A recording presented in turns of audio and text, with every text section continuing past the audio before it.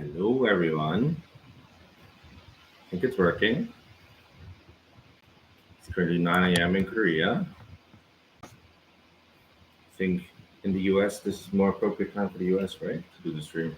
I don't know. The way I remember it is that my breakfast time is their happy hour or dinner time. Makes sense. Hoping everybody has their snacks ready to roll. It's Friday evening then there. So happy to have everybody joining us for the live stream. We are here in Seoul. Hi, Elmia. Good to see you in the chat. Go ahead, drop a line, say hi to everybody in the chat if you want to. I think everything's working. So I must say that it's quite a nice office. Thanks to Camera 325 for allowing us to sit here today. We have about an hour to introduce ourselves and just go through some frequently asked questions, and I think then we can just engage a little bit with the comment section. So yeah, thank y'all for joining here today. Would you like to introduce yourself first? Yeah, sure. So my name's Mary. Some of you might also know me by my Korean name, Na Young. I'm a Korean adoptee sent to the United States when I was 5 months old. I grew up in Colorado, came back to Seoul about 5 years ago, and I am one of the co-founders of EARS. So I'll hand it over to Bastiaan. Yeah, my name is Bastiaan. My Korean name is Seo Vin. Yeah, I mean, I'm not adopted. It's one of my catchphrases these days. But both my father and my mother were adopted to the Netherlands in the early 1970s. So yeah, I was born in the Netherlands. We lived in Korea when I was younger. So that's how I had the chance to become fluent in Korean. And yeah, I'm also a co-founder of EARS.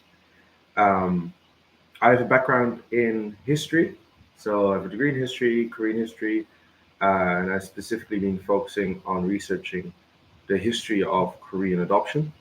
It all started with my mom asking me, "Yeah, why don't you figure out why we were adopted?" She does not agree with that narrative, but I've always felt this need to try to look into my family's past and why we ended up in the Netherlands. So that led me down this rabbit hole to look into, adoption as a system. He's more organized than I am. I just innocently thought I would do a birth search and then fell into this rabbit hole of, oh, hey, surprise! There's all kinds of other exciting non-treats in that Pandora's box. So that's how I got involved with activism. Yeah, because I mean, EARS is not our full-time job, right? I mean, it has definitely become something akin to a full-time job, I think. But what do you do day to day? Day to day, I'm currently doing some corporate coaching in Seoul. So I work with executives to help them practice their English and learn some of the nuances of doing international business. Mm-hmm. But prior to moving here, I was an architectural project manager. So when we're talking about some of the concerns around the temporary storage site or plans, hopefully eventually for a permanent archive, then Austin says I'm a bit of a nerd there. So yeah, I mean, you studied architecture. Yeah. So definitely, whenever we talk about the temporary archive and when it comes to the building codes and what regulations they abide or not abide by, you definitely nerd out sometimes. But I think you always say that I want to say something whenever we get to the history of adoption and the statistics, the context. that's when I nerd out. So. Yeah, so we'll let Bastiaan nerd out first a little bit. So can you describe some of the history or context of what we're working at now? Working with now? Yeah. I mean, this is one of the questions we've received the most, I think, almost. So like actually like what's going on contextually. So just as we all know, as most of us know, adoption from Korea to about, I think in total, I think what we found is about 23 countries, but majority about 12. It has all been in the hands of private agencies. And those private agencies have operated with the permission from the Korean government, and specifically the Korean Ministry of Health and Welfare. Now, in 1994, the Hague Adoption Convention was signed, but Korea never signed nor ratified it until 2013, when they signed it, but not ratified it. And this adoption convention, this international, it's not really a law, more of an accord between countries on how to proceed further with international adoptions. And it has stronger stipulation in terms of state control. So a lot of tasks that were handled by private agencies have become state responsibilities. And they try to phrase it in line with the UN Convention on the Rights of the Child. So adoptions were then part of the responsibility of the state. Now, after all these years, Korea now finally is pushing itself to ratify the treaty, and it will go into effect this year. So they have to abide by the regulations in the convention. And one of the regulations in the convention states, and that's specifically Article 8 of the Convention on the Rights of the Child, that every child has the right to know their origin. So the Hague Adoption Convention has to abide by that. Now, the Korean interpretation of abiding by that regulation has been what they've done in the Korean law is state that all the adoption-related records held by private agencies, child facilities, and municipalities have to be moved to the NCRC. So this law was signed in summer 2023, and it went into effect July 19th. So by July 19th, basically, the law says all those records have to be in the hands of the government, in the hands of the NCRC. Now, we, I think, were initially very optimistic about this because we've experienced over the years, the private adoption agencies are, to put it respectfully and lightly, a little bit of a mixed bag in terms of actually helping adoptees get the rights to their own origins recognized. And seeing that it was going to be transferred to a government agency, we thought, at least you can trust the government to do its job, or at least hold it accountable. Yeah. So I think initially in the summer of 2023, I was at least personally very optimistic about this change. But I think by April this year, it kind of came to this critical breaking point. We were like, okay, you know what? We cannot stand at the sidelines anymore. We cannot watch this drama unfold any further without taking action. Yeah, so that was like one of those little surprises that I was talking about a little bit earlier. It was surprise. So for those of you who have not had a chance to visit the location where all of these files are now going to move in Korea, I'll kind of explain the situation to you. So if you go to your kitchen freezer, open it up, take a look, feel the temperature, cold breeze on your face. But imagine that is the size of a room or a building. That is where they are moving our records. So all of the adoption files from the private agencies are moving to a commercial refrigeration facility, which obviously was not designed for preservation. So we have issues with climate control, humidity, all of those things that you would expect to see, even in a regular office space, that would keep papers from deteriorating. And so that's why we're getting involved, so concerned.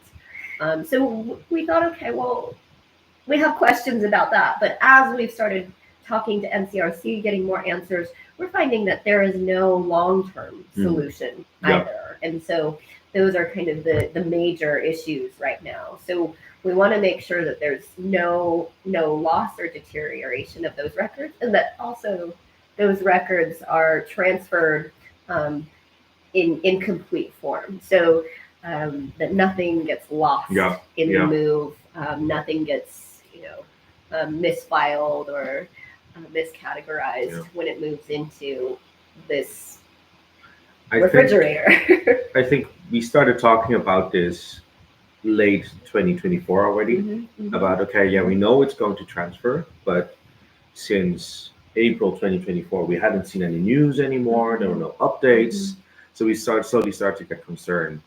And I think in end of April 2025, that's when the location was publicly revealed to be this cold storage.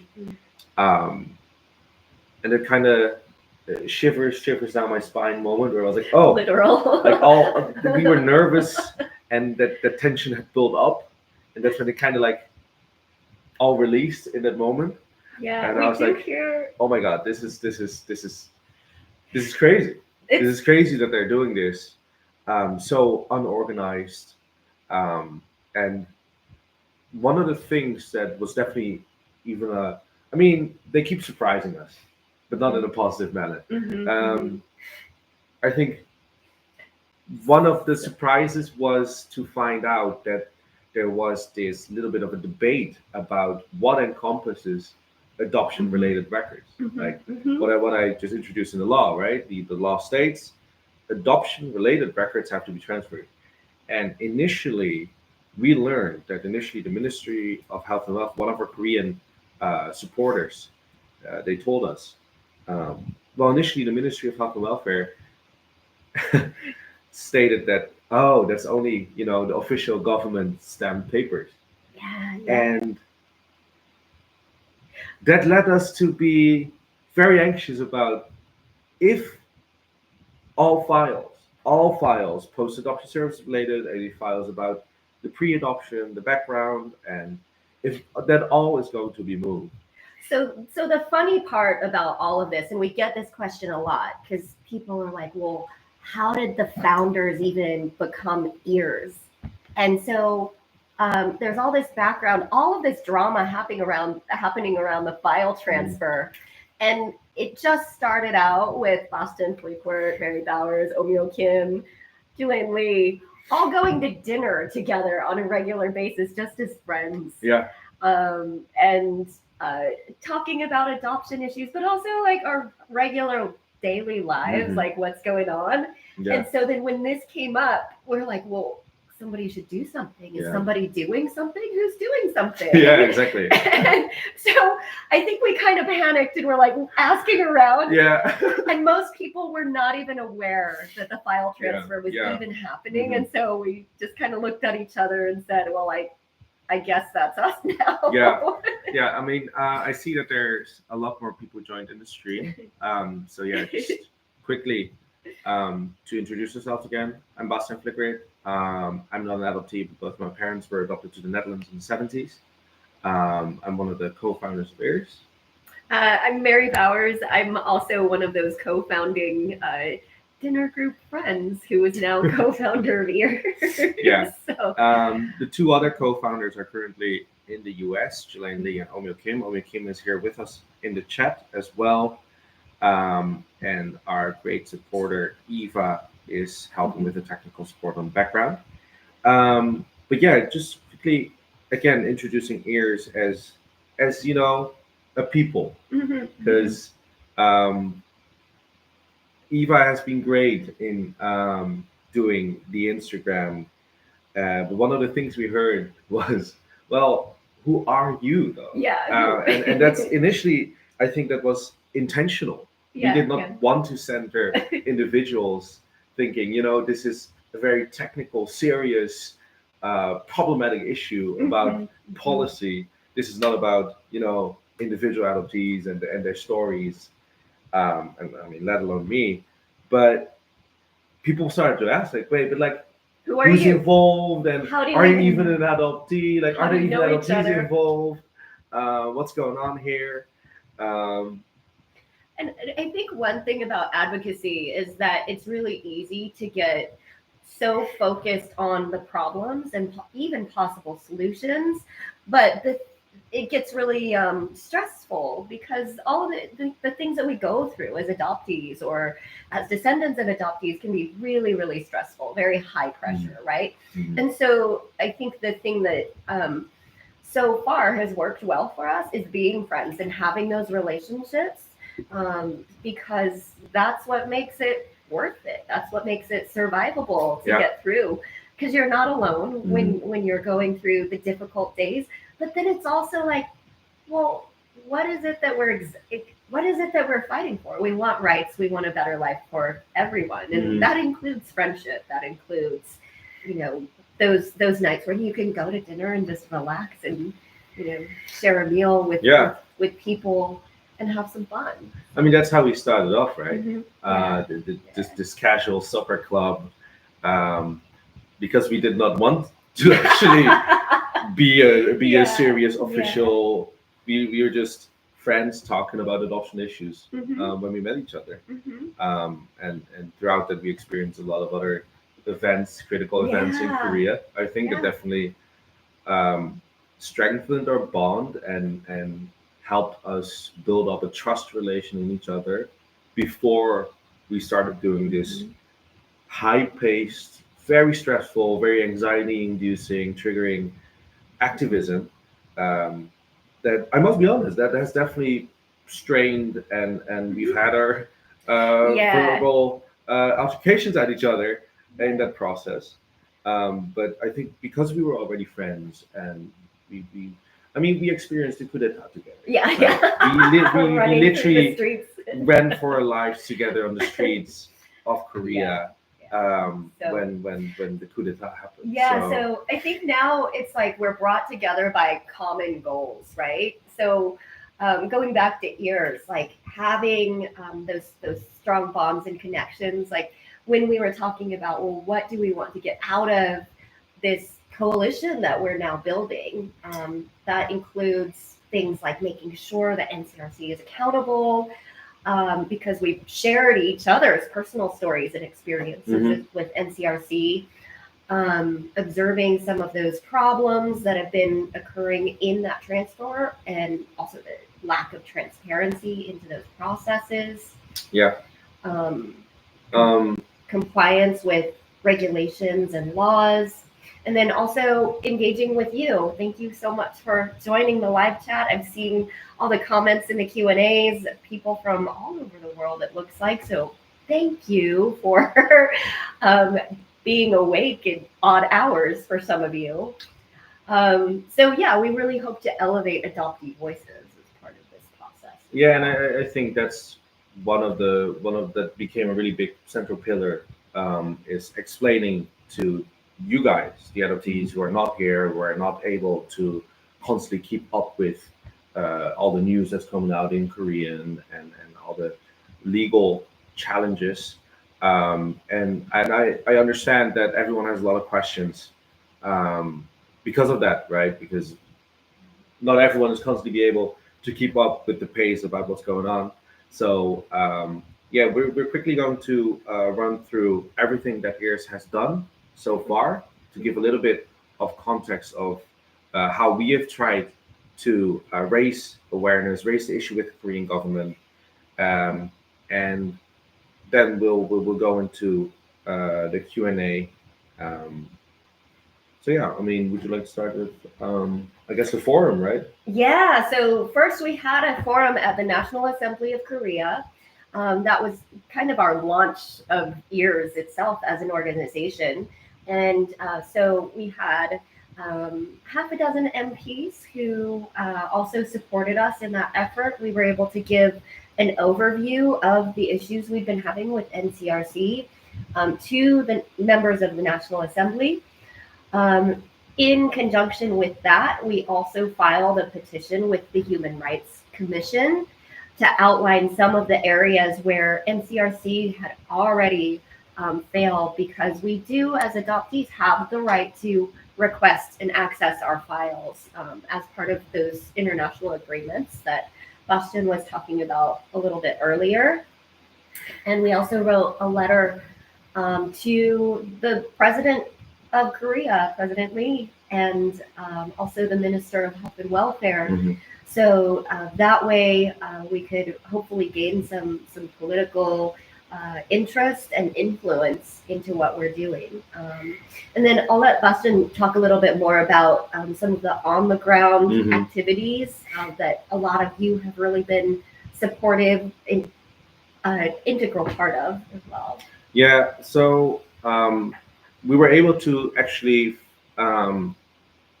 have the largest co-signing of any like big action that has been done, and actually get that delivered to the presidential office. Um, so we were supported by 29 major Korean adoptee groups from all the 14 different countries, and we actually were able to have a meeting with one of the secretaries of the president, and we were able to deliver that letter actually to the Minister of Health and Welfare. Thank you again, Clara, for spotting her, and thank you, Omeo, for running up to her and getting her that letter. We, after all that, and we did not get a proper response from the ministry, from the NCRC, we organized a protest outside of the temporary facility, because instead of inviting adoptees, instead of inviting the actual stakeholders, they hosted this press on-site visit, and not even international press. They only invited their press list. So that day we hosted the protest outside the temporary facility, and even then they did not invite us. No. So we had to be invited by one of the MPs. Yes. So Son Young-sok, what has been an ally since the beginning of our efforts with NCRC. And so at his invitation, we were able to visit the site, walk through, document some of the areas where we were seeing some issues around especially safety and accessibility. And so that's also opened opportunities to speak to the press as well. So keep your eyes on the EARS Instagram account, and so that way you're aware of some of the newer press items as they come out. We're posting links to the news articles, and also some of the television press that's been running as well. So yeah, we've been able to actually get a lot of Korean press interested in this issue and actually pay attention to the issue. And we've had a lot of different MPs support us in ways, but the one most visible has been Seo Young-sok of the Democratic Party. We also have, as part of the contributors to those articles, we have subject matter experts. So archivists, architects, historians, all reading some of the previous stuff and then saying, hey, I have concerns too. And so we really thank them for their allyship. If you are joining us for the live stream today, thank you for that support. It means a lot to us. Yes. I think we can go into we have some questions here. We'll start with, I guess, the most frequently asked ones. Where are the files right now? Do you know where the files are, Mary? So there are 4 different private adoption agencies. And so some of the files, I'm assuming, are still at the private agencies. We have been told by NCRC that the files were going to start moving this week, but we're not sure which files were going to be moved first. We don't know if there's any kind of, temporary like packing process or how long they'll be on the trucks, if that's like a 1-day process or several days. So that's one of the areas we know they are intended to be transferred, but we really don't know. Yeah. So, with the exception of Hold, so Eastern, KSS, and KWS or SWS, all their files are currently in boxes. They're going through the process of taking them shut right now. Now they're behind their own schedule, so all the files should have been moved to the temporary facility by now, but they have been delaying, and then they remade the plans, and then even those plans were delayed again. So they actually started moving some files. As well as the latest news we've heard. But yeah, it's they're also so for Hold, they're also still going through the archive, packing them up, listing them, creating like a record of what folders they have. So it's definitely not been a consistent, smooth process.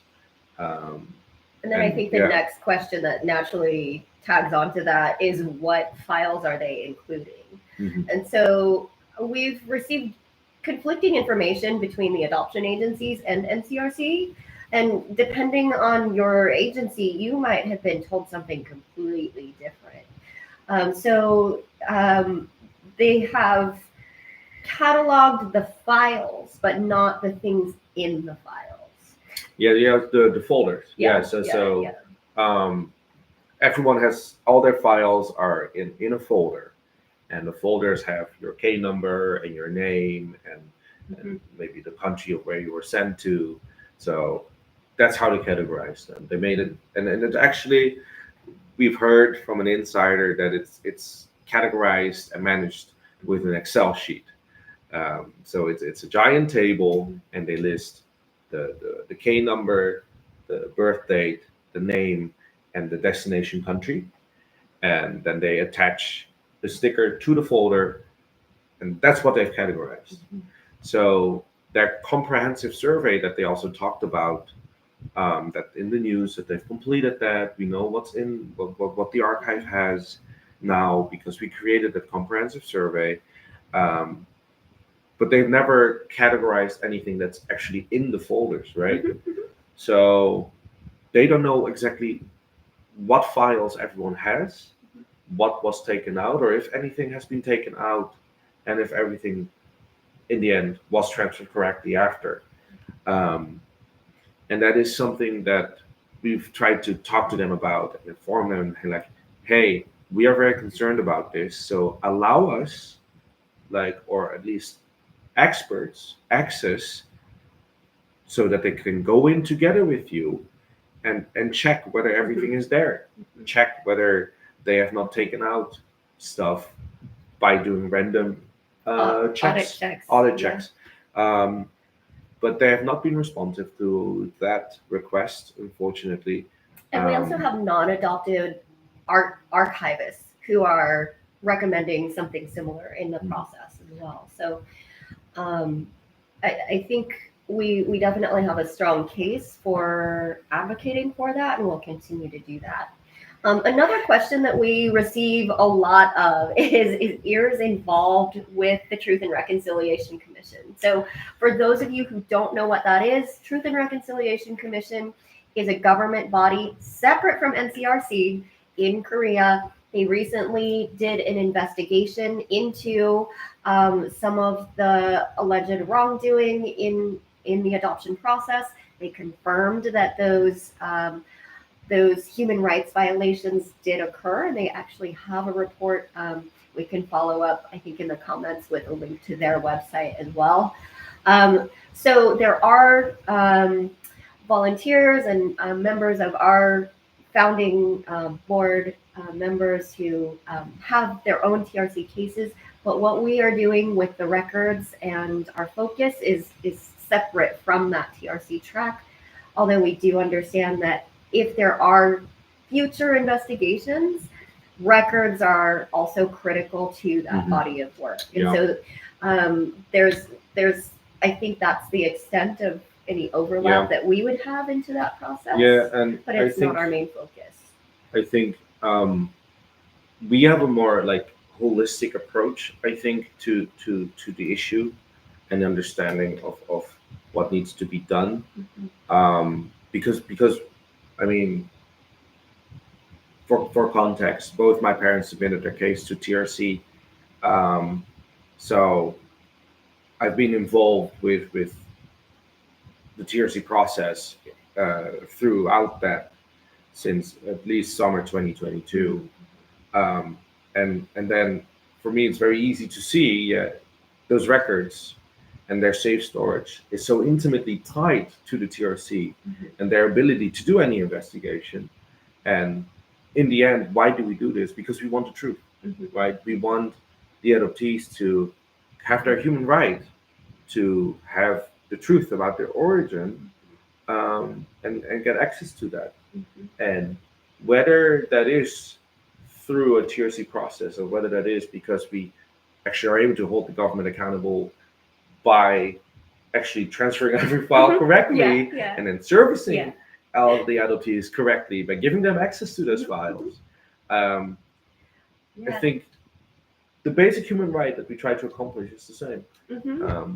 And I think that leads into the next question too, because obviously people really want to know, when will they be able to get their files again? When will they be able to access those records?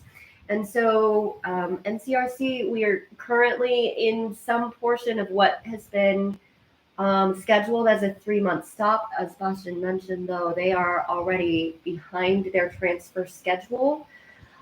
So I don't know if that deadline is going to hold or not. We do still maintain the right to access those records, even if they're not adhering it. It doesn't change the regulation. It doesn't change what we maintain as rights. And so unfortunately, we don't know right now how you can get your records, because the adoption agencies, depending on which agency you went through, they stopped responding to records requests at varying points in time, as early as beginning of this year, some later in the spring and into the summer.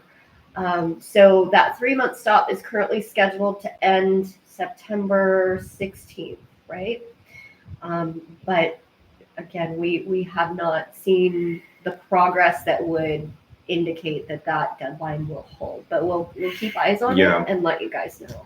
So I mean that ties to also our submission to the Human Rights Commission. So that's also why we did that NCRC experience survey, because we argue that, and we can differ about whether that is the case or not, but that's why we have the commission to look at this, that the denial of access for 3 months to something that should be a human right is that should not have happened. And if they organized well, they could have transferred the files in a shorter amount of time, something that actually sounds more reasonable than 3 months, which is an entire season. Also in a critical season where a lot of adoptees visit Korea because it's the holidays, and I think we know that they will not make the September 16th deadline, because their own timeline says that they will only finish the whole transfer if they keep to their own timeline, and they haven't. Then their most optimistic timeline says they will be finished transferring all the hold records by December. So that means that even if they open service in September, you might, for example, get the response saying, "Hey, sorry, we don't have your record yet. We cannot help you right now. You have to wait until we receive your record." So it's infuriating and very frustrating, because them opening up some kind of online portal or online submission system again does not mean that they can actually then process your case, right, even exactly, because they don't have the actual record transfer completed. So then, like, among all of these frustrations that we're all feeling, the next question that we frequently receive is, what can I do? Because I think part of the trauma that we often feel is this sense of hopelessness. And that's not, that's understandable, but there are lots of things that people can do. So sometimes the easiest thing is just share our posts. Let other adoptees in your community, in your circle, even non-adoptees that you think would be strong allies in our cause, like, share those posts, so that way they're aware of what's happening. So that's the easiest first way you can get involved. You can also email us questions that you'd like to have us share with the NCRC, or you can even email them directly. Their email address is also on our Instagram account. We can add it to the comments on this video here as well. So that way you can let them know that this is a concerning issue for you. And then also, sometimes we do have protests, other events, briefings at the National Assembly or with NCRC or Ministry of Health and Welfare. So keep your eyes on those Instagram accounts. We are working on developing a community newsletter that we can send out to all of you as well. And then also on our website, here's on ncrc.org. You can find a volunteer form if you do have more time or interest in being directly involved. Currently, we're looking for translators. We're looking for web design support, and also programming support. Those are the primary areas where we need the most help. Yeah. But no matter what you do, what your background is, we really value everybody's participation and voice. Yeah. The last question that we get pretty regularly is, well, I don't want to do birth search, or, I was adopted so long ago, my parents, their natural life is probably ended. I'd never find them. So why do I want my records? Why are those important? And so there's a number of reasons not related to birth search that are also important for having access to your records. And it's anything that's related to your identity and proving who you are. Mm-hmm. So even though you have a new adopted name, a new adopted identity, sometimes you still have to go back and prove that paper trail to show that you have the right to work in your home country, that you're a citizen there, that you have the right to collect benefits, which can be health benefits, education, retirement. And usually at those major life phases where you would need to prove that identity, you don't really have the time to request a document, wait 3 months, wait a year, whatever time it takes to get the document for when you need to produce it. If you're needing it to get health benefits, or you're ready to retire, you don't want to be sitting around waiting. So it's important that we have access and that you have those documents already on hand if you're able to get them. Yeah.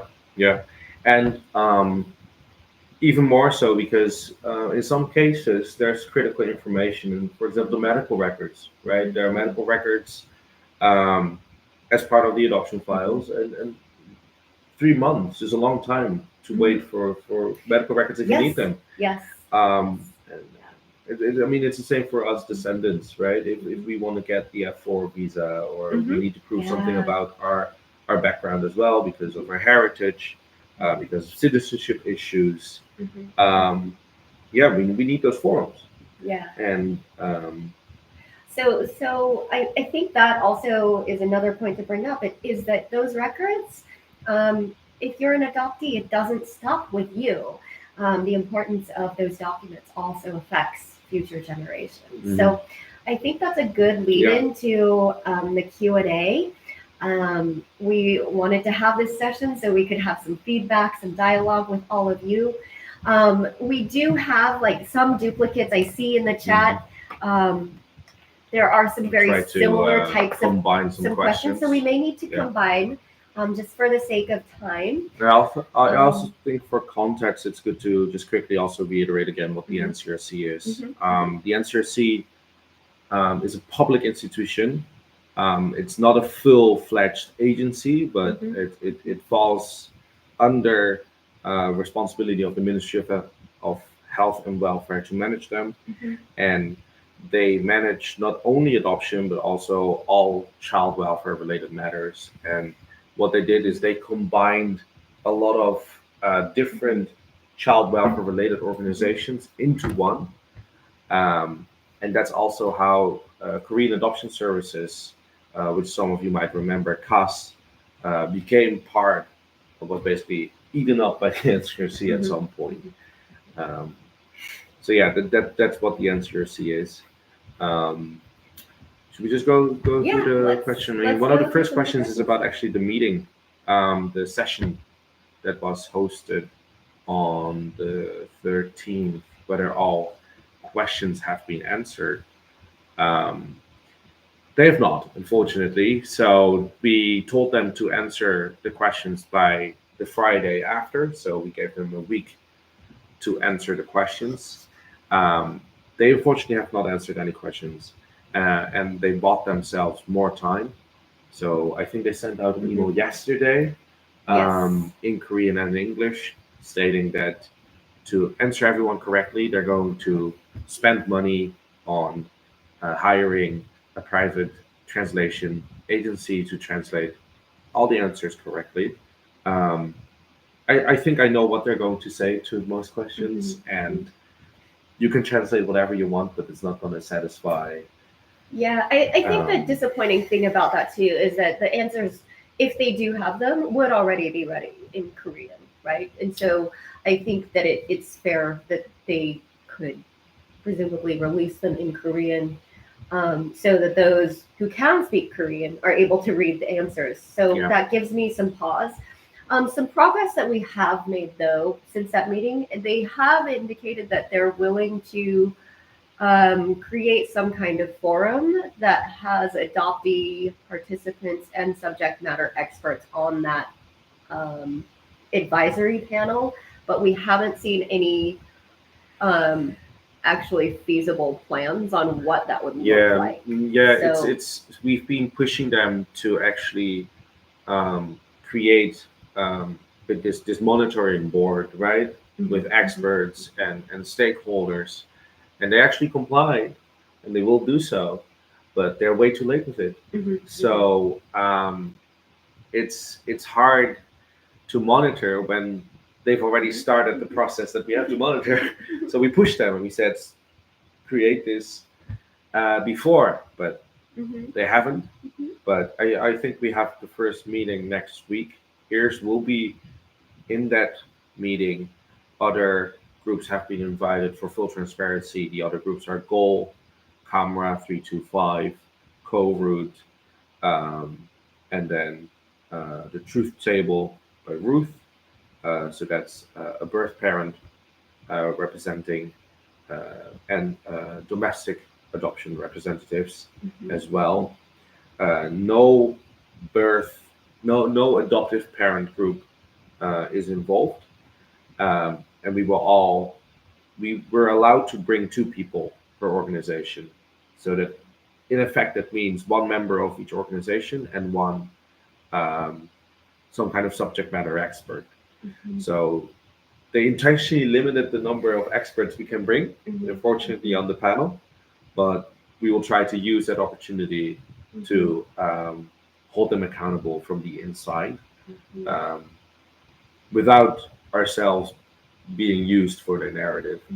And that requires us to be very critical about what they talk and how they talk about it and how they talk about us, for us to remain vigilant about that. Is there more clarity about a permanent archive location? No, unfortunately not. So we've asked them multiple times what happened to the Kimpo. offer that they received, and they already performed a feasibility study where they evaluated multiple sites for a permanent archive location. And now they are saying that they need to run another feasibility study in order to find a location. They haven't told us why the locations that were included in the previous study were eliminated, nor have they justified why a second feasibility study is justified. Also, it doubled the budget. Yeah, for some reason. Exactly. Yeah. And so I think when it comes time for the national audit at the assembly, that is a question, because that is taxpayer money that's potentially double funding something that's already been completed, hopefully. Yeah. So no. I mean, all subject matter experts have told us that it's not necessary. Yeah. It's it's a waste of public funds. It's a way for them to buy time, because for some reason they need more time to make decisions. Yeah, and so there's no more clarity about a permanent archive location. Yeah. Another question is, how will the NCRC manage all the adoptees putting in requests to see their file? You can tell a little bit about the physical, practical reality of that, right? So there are in the temporary archive, there is a space for paper file storage and also smaller items like toys and clothes. And I do think that based on what we're aware of, I think that piece doesn't quite concern me. What does concern me, though, is that their website prior to this whole transfer was already really confusing, not always reliable. People's requests got lost, or they weren't able to submit, or all kinds of issues with even getting the form in. But if we assume that once the requests resume, people are able to get their files, go to this temporary facility, there is only one consultation room right now. And prior to this, we've had 4 separate sites with 4 different adoption agencies that adoptees have been going to with different numbers of consultation rooms. And so that is concerning. If you are a disabled adoptee who needs mobility aids, getting to the facility is difficult. The pathway from the bus station to the facility is quite narrow. The walkway is uneven. There is an elevator to get to the NCRC's temporary space. However, the bathroom does not have sufficient space for a wheelchair. And if you're visually impaired, there are no tactile signage. There's no tactile flooring, nothing that would help with that kind of aid. And then the consultation room itself also, I have some questions about audio privacy as well. So putting in those requests to see your physical file, the original, it's not ideal based on how the temporary space is currently laid out and planned. We do have some requests in with the city of Goyong to see if we can get a building inspector on site to do an independent review of safety, fire safety, and accessibility issues. So that way, the issues that we've seen are reviewed by a subject matter independent specialist. Yeah. One of the other questions is, has the Ministry of Health and Welfare responded as to why they were absent during that infamous meeting? Is there a possibility to meet up with them on short notice? So we were told that the Ministry of Health and Welfare only learned about the meeting 3 days before it happened, and that's why they could not be present. I mean, it's the NCRC not communicating with the ministry in time. It's also kind of their. It sounds a little bit like an excuse. As a public official, you have a responsibility to respond to the public, who demands accountability, and that mindset is not really there, unfortunately, with the Ministry of Health and Welfare. Is also because, I mean, Korea used to be a military dictatorship for very long. There is this still this culture in the government present, especially with the older officials, that they don't have a service mindset. Mhm. They rule because they have power, not because they have power because the people gave that to them. Um, and that's I think why it's so important that EARS does this, Mhm. to tell them, wait, no, you are a public official. That means you have to explain to us what you're doing. Mhm. And if you're not able to, then you might as well go to the National Assembly and talk to Yeah. them about what you're doing.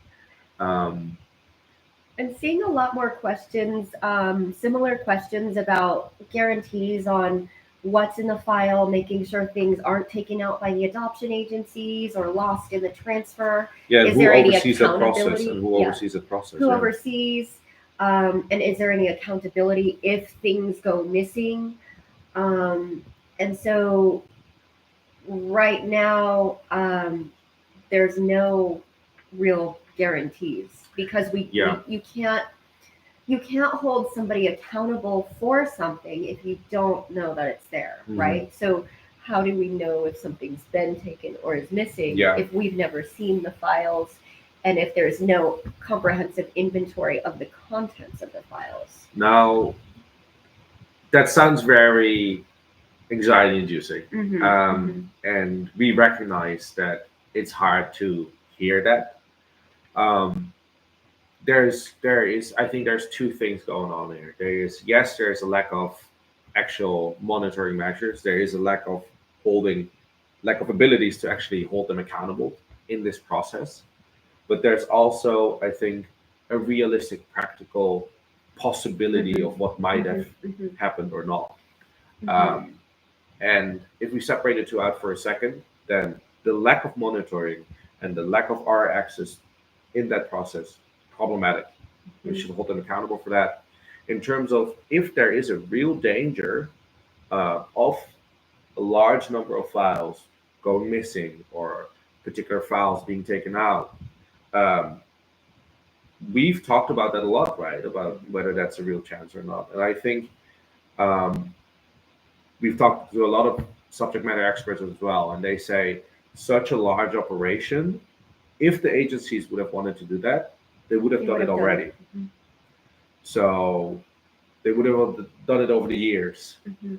Um, and that is a separate issue. Mhm. And that is exactly why we welcomed that the government is taking responsibility.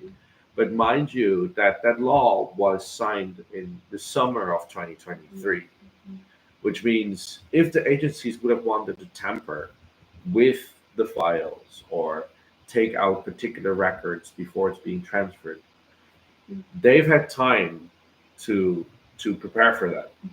And there have been no major signs in the past 2 years that they've done so, except that there have been talks about, okay, maybe we will not move all the letters or the photos or post adoption service information.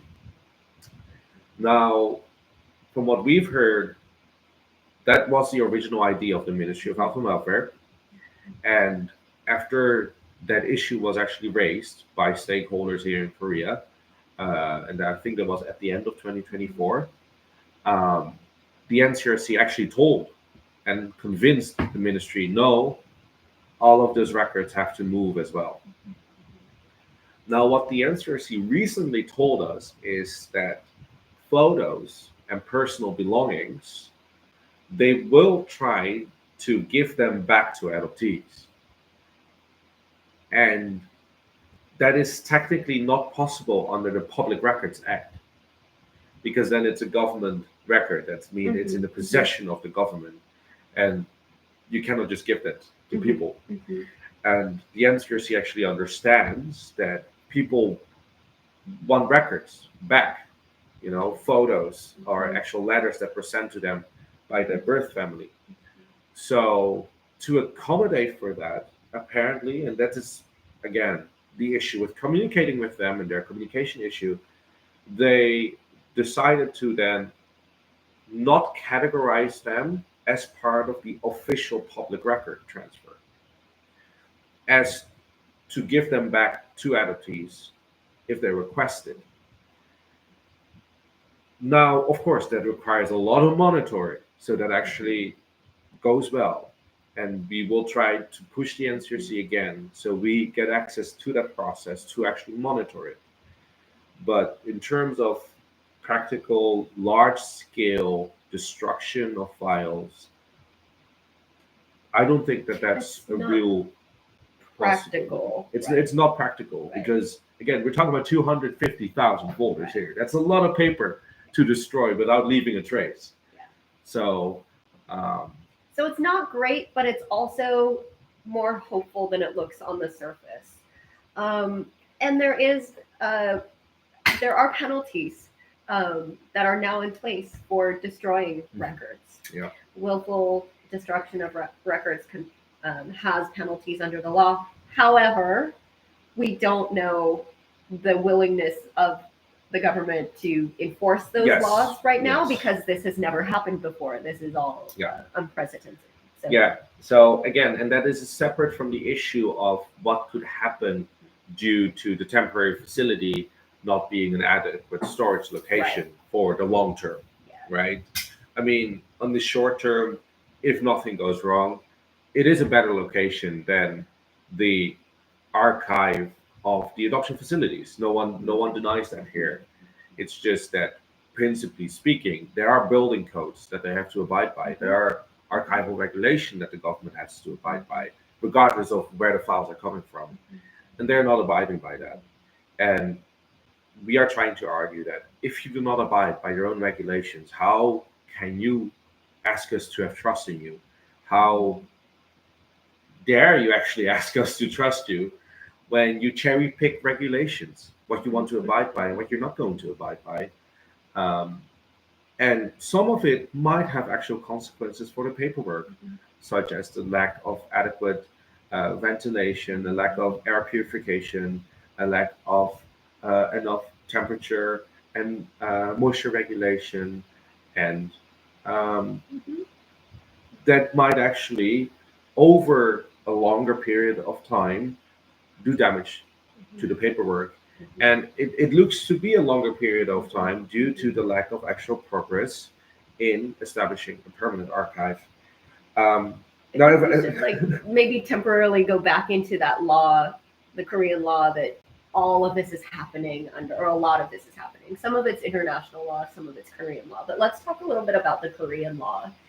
So one of the questions that we have is, after the transfer to NCRC, is it true that we won't have access to certain information because of the Korean privacy laws? So I think it depends on the type of information, but Bastiaan can speak a little bit more to the specifics of that. In terms of access to actual information, if everything goes well, then if you request information from your folder, the NCRC cannot withhold any actual pages, right? So what we've seen from private agencies is sometimes you get to see some pages, and then the next time you come and they have more pages. In terms of the information on those pages, due to the way the Korean adoption law and the articles that specify access to adoption information, the way they have been drafted up, any identifying information about the birth parents needs to be blacked out if there is no explicit permission from the birth parents to give that information. Now, due to other articles and other laws about privacy, and I'm not actually sure what the English word for this is, but you don't want people don't want to be doxxed without them knowing even. Out of that consideration, they also black out any information about siblings, for example. So any identifying information without the explicit permission is blacked out. And that has been also previously the case. Um, Whether you receive the files from the NCRC or your agency, identifying information about birth parents or even foster family has always been blacked out. Um, and it's always been vaguely explained to adoptees. Oh, it's because of Korean privacy law. Oh, it's Korean law. I mean, it's a combination of different factors here. It's because part of it is in the adoption law, part of it is broader. Uh, that they're afraid that they are going to be blamed for giving private information about citizens that can lead to unfortunate, in their eyes, unfortunate events. The challenge with the NCRC transfer too is that without an audit of the contents of the files themselves, or even just spot checks, it's difficult to know whether the information that you received was redacted by the adoption agency or redacted by NCRC, right? Because in some cases, the adoption agency may send redacted files to NCRC. But again, they're probably not taking the time to go through and redact things because of the transfer. If it's been redacted, that means that they probably already did it before in the past, and that's the file that they're now sending over in the transfer. We have a few more questions. I see the time. I think we do it's like not, another 5-10 yeah, minutes. it's not that many questions, so we can quickly go through them. To go back to, again, the concern about letters being missing and not being included, I think what people have to understand here is the difference between the services that have been provided up until now and what will hopefully change because of the different classification even on the Korean regulations right now. So before, people were serviced by the adoption agencies, and they are not reliable at all. So whatever they've given you is probably incomplete, and every time you request something, you get different files. And they leave out anything that they might think is compromising to their position, or that might contain too much information that will actually help you find your birth family.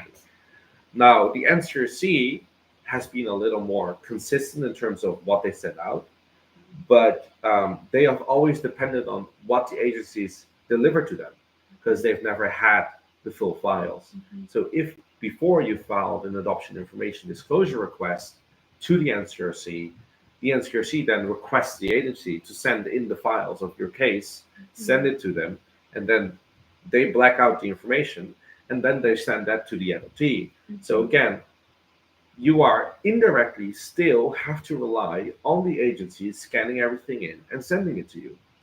And then that depends on the interpretation of that social worker at that agency on how they interpret the definition of adoption-related records. Now, that all falls under the NCRC's responsibility. So they will have to scan in every file that's in the folder. And I mean, it's up to us to keep them accountable. It's up to us to raise that issue. It's up to us as adoptees to keep raising our voices and say to the NCRC, hey, you are not doing your job. And that's possible, again, because they're now a public, they are a public institute. They fall under Korean archival regulations, Korean government regulations in terms of freedom of information. And those are very strict because Korea, again, their democratization has been difficult, and they know the importance of giving people access to information. So as long as we can guarantee that the transfer will go and all the files will go to a facility that does not actually damage the files, then we can actually start better, hopefully servicing adoptees with all that information, or at least hold them accountable. Because even the adoption agencies, the private adoption agency cannot even be held accountable because there's no law for private firms to provide any of such information, unfortunately. Now, I think there's another question: to what extent do you cooperate with the DKRG in their case against the NCRC? Is it something that can be combined? Would you like to expand a little bit on that? Okay, so as far as our cooperation with other adoptee led agencies or organizations, everybody is welcome to the table, and we've extended invitations to all of the organizations we're aware of. If you do have others in your network that you have not seen on our sponsor list, they do have board meetings and approvals in their own processes, which may be why they haven't shown up on that support list yet. But we're always looking to expand.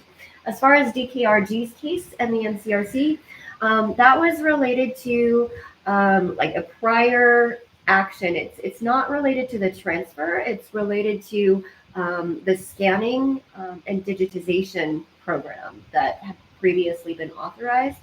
What happened in that case is that NCRC was tasked with scanning files from the orphanages, right? So like the adoption homes, the orphanages, most of them were never accounted for. The ones that were accounted for, there were problems with the scans and the information itself. There were blank and missing pages.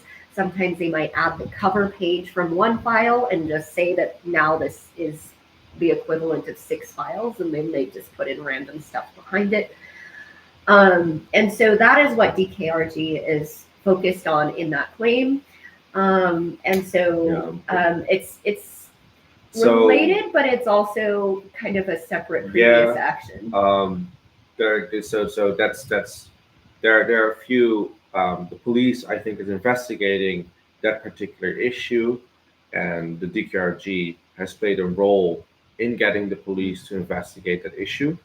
But again, that's separate from the file transfer issue. Now, I think in terms of the file transfer issue, we've asked the DKRG if they wanted to, again, also raise their voice on this issue. But as far as we know, they've told us that due to their disappointment in the NCRC and the Ministry of Health and Welfare, as part of their effort to raise awareness about the corruption, about the file scanning issue, they did not want to participate in any of our actions. Now, again, they are focusing on something else. They are spending a lot of time and energy on that. We are doing our thing, and I think that's actually very good that we have different groups trying to raise awareness and pay attention to different kind of issues, because there are a lot of issues, right? There are a lot of issues related to the violation of rights of adoptees and all kinds of support that we do actually need in Korea. So it's good that we have a diverse landscape, I think, of groups in Korea. Yeah. I think another question that was raised is what if the Korean parents aren't alive, and what if they cannot give or consent? I think deny that's consent? that's Yeah, a similar it's a similar issue, question 'cause here.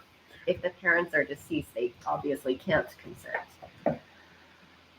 So I know there's some legislative efforts, and this is a longer policy type of change that adoptees and different organizations and coalitions would need to throw some influence behind over the long term. But there are some efforts to try and change the law around privacy and disclosure, because right now the law defaults to the parents need to consent, where the change that we'd like to see, a lot of us would like to see, and not speaking for all the adoptees, but a lot of what many of us would like to see is that the default changes so they have a period of time to respond, and if they do not respond, then it defaults to opening those records. And the reason why that we need to actually, there is a real practical reason why that permission system needs to shift the other way around in terms of access, is because we have the final report of the Truth and Reconciliation Commission, and Of course, it's incomplete investigation due to not all the cases being recognized, but the findings are more general because the conclusions are based upon the system, and those are again applied to everyone. And we see that in a lot of cases, um, birth parent information was documented inaccurately, or information is missing, or there are mistakes on the form, or um, yeah, there's just fraud, outright fraud, for example. So then requiring parent requiring somehow contacting the parents to give them confirmation when the information on the form itself that they use to track the people and contact them is incorrect, to us does not make sense. And actually, a lot of Korean lawyers also disagree with that, and that's also part of what we posted also on our Instagram on August 26th. There's going to be a forum in the National Assembly where again a lot of supportive lawyers have been supporting adoptees over the past decades now, and who've raised attention in the Korean legislative bodies to be more accommodating to actually the human rights of the adoptees. And they say the same. You need to change that law and turn it around to actually make sense, because those forms, they do not have the right information to track the people to ask them permission. So yeah, we're also working together with them, and we are trying to look ahead and change the law. But as of now, unfortunately, there's if they cannot identify birth parents using the information in the adoption file, then they cannot provide you access. If they identify birth parent information and it turns out they're deceased, then they should give you the information, but precedent has shown that they really do not. But that's something we can try to hold them more accountable on the short term. If they identify information, they contact them and they do not reply, they will not give you the information. If they identify them, they contact them, and they deny giving access, then unfortunately you're not allowed access. What we also know is that the NCRC has a notoriously bad record of actually reaching out, even if there is identifiable information. And that is because they are understaffed and they refuse to increase this number of staff. So they do not spend enough time actually doing the investigative work necessary to track down the people. Because sometimes it's as simple as a Google search to actually combine some information that's spread out over different papers to find the people. Because some forms have some information about the birth parents, some other forms have different information. And you have to be a little creative sometimes to combine that and actually get the profile necessary to then ask the police to find the people. But we know that the NCRC has not done that for a lot of cases. They also have had successfully helped people in the past. We are not here to only be angry and spiteful about them, but we're trying to hold them accountable so they have a consistent approach for everyone instead of having adoptees be pitted against each other, because some have had a very good experience with the NCRC while some have had a very bad experience, and that leads to us it leads to a hierarchy of the who is community. serviced correctly and what our perceivance is of Korea, and actually how our rights are acknowledged. Yeah, so speaking of rights, as Bastiaan mentioned, there is an upcoming National Assembly forum, and we will also add that into the comments on the live stream when we post, so that way you have the information. They will also stream on that channel as well, and so that I think is maybe the better forum for some of those legal questions. But we are working in close partnership with some of the attorneys in Korea and abroad to hopefully get some more of those answers for you as well. Yeah, and I see some comments about the way to apply for the adoption file and that process, and that's definitely something we are going to address. We've addressed the issues with the current website and the absolutely horrendous experience that adoptees have to go through to try to file a petition, either for birth family search or for information disclosure. They've told us that they will change the website, but that they will only have that ready somehow by the end of this year. So they said, yeah, we'll try to have it up by January 2026. We then asked them, well, did you say that you were going to start servicing adoptees back again in September? Mhm. And they were like, oh, yes, but it takes time. Mhm. So yeah, we will continue to be critical Yeah. and raise Mhm. that issue as well. And again, yes, Michelle, I read your point, and that's also something that we've already tried to tell them. So we're working on that issue. Um, I think is we there are any a bit other? over time. So So make sure we have we'll one just make more. sure we've Yeah. answered all the questions. Thank you very much for joining us. We do hope to have these live streams each month or at least on a regular basis. So that way, as we receive information, you're able to receive that information on a regular basis as well. Of course, we do also try and post things on our website and Instagram, but that's not necessarily a back and forth conversation in real time. So thank you for being part of our very first live stream today. Speaking of the Instagram account, for those of you who don't know already, that is Ears on NCRC on Instagram. And then we also have our website, earsonncrc.org, where you can learn more and find a link on how to get involved and how to volunteer to help with our advocacy efforts. Yeah. One last point I see is about the audit on the NCRC. Again, that relates to the 10-year digitization project and the corruption in that project. Initially, the NCRC itself did an internal audit, and then the director of the NCRC did not follow up on the results. So the audit told, you have to get the money back, you have to repair the problems. They had time to do so. They did not actually follow up on that. So that led to a case at the Anti-Corruption Commission in Korea that was filed by um, one of actually one of an internal whistleblower filed that case, and actually was supported by Jomino, who has been a very strong supporter here, local advocate. So a little bit of background about him. Jomino was supposed to be adopted. He was in an orphanage, a feeding orphanage to hold. So he always talks about how all of his friends went to the U.S. He resisted because he did not want to leave Korea.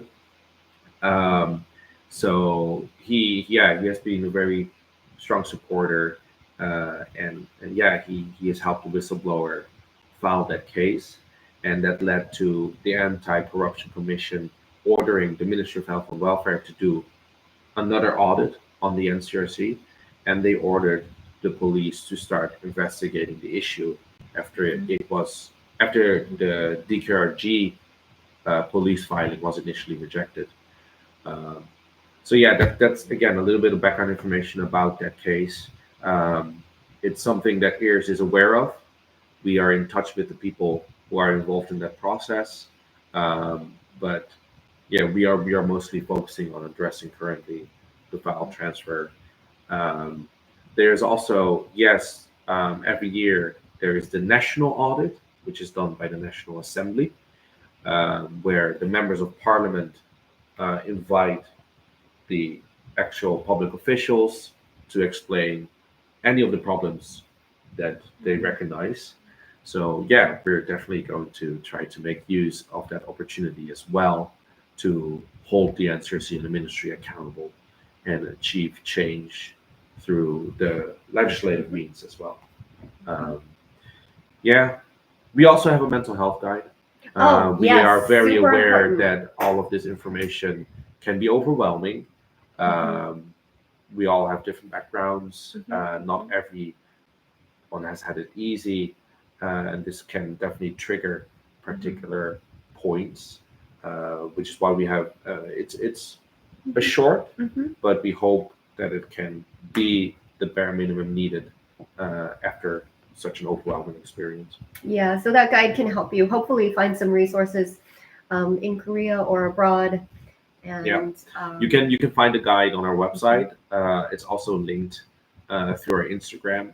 So whatever channel you use, it should be easy to locate. Yes. So thank you again, everybody, for joining us. We're really glad that you're part of our community. We look forward to hosting more live stream sessions, holding more Q&As. So maybe we can tighten up the Q&A piece and kind of have a maybe easier time in the future, get to know some of you as well in those comments. So thank you very much for joining us. And hopefully, see you in the future. Yeah, we'll have an afternoon session. So maybe see you there. Yeah. So we'll see you there. Bye, guys.